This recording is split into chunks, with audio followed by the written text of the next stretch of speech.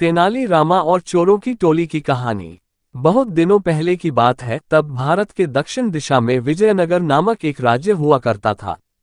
उस राज्य के राजा कृष्णदेवराय हुआ करते थे।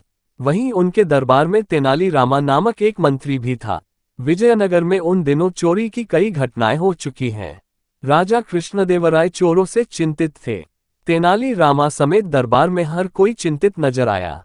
उस शाम जब वह तेनाली रामा दरबार से अपने घर वापस आया तो उसने देखा कि उसके बगीचे में कुएं के पास बड़े आम के पेड़ के पीछे दो आकृतियां छिपी हुई हैं।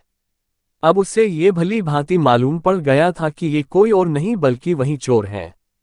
उसने उन चोरों को सही सबक सिखाने के बारे में सोचा। वह घर पहुंचकर अपने पत्नी के साथ जोर जोर से बातें करने लगा, जिससे कि वो चोर लोग उनकी बातों को सुन सके। वह अपनी पत्नी से क्या कह रहा था? हमारे गहने घर पर रखना सुरक्षित नहीं है। कृपया हमारे लोहे के ट्रंक को अपने गहनों से भर दें और वो लोग उन्हें सुरक्षित रखने के लिए कुएं में गिरा देंगे। ये बातें सुनकर लुटेरों ने एक बेवकूफ की योजना के विचार पर चुटकी ली। उन्हें लगा कि यह तेनाली रामा कितना ही ज्यादा मूर्ख व्यक्ति है। वहीं तेनाली रामा ने अपनी पत्नी को फुसफुसाया कि चोर बगीचे में छिपे हुए हैं।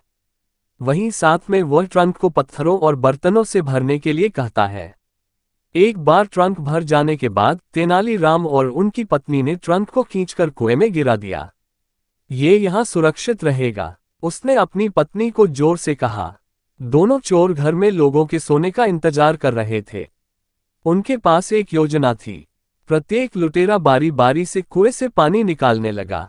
उनका उत्साह जल्द ही थकान में बदल गया और उन्होंने थोड़ा विश्राम लेने का फैसला किया। तभी पास ही किसी ने कहा, बस इतना ही, बगीचे में पानी भर गया है, तुमने दिन के लिए अच्छा काम किया है। अब मुझे बगीचे में पानी भरने की जरूरत नहीं पड़ेगी। लुटेरों ने जब इधर उधर देखा तब उन्हें तेनाली रामा पीछे फावड़ा और डंडा पकड़े हुए दिखा। उसे देखकर वो चौंक गए, वो उठे और भाग गए। कुछ समय बाद विजयनगर के लोगों ने किसी लूट की शिकायत नहीं की। कहानी की सीख। इस कहानी से हमें ये सीख मिलती है कि किसी भी विषम परिस्थिति में बेहतर यही है कि शांत रहें और किसी समस्या का हल ढूंढ लें।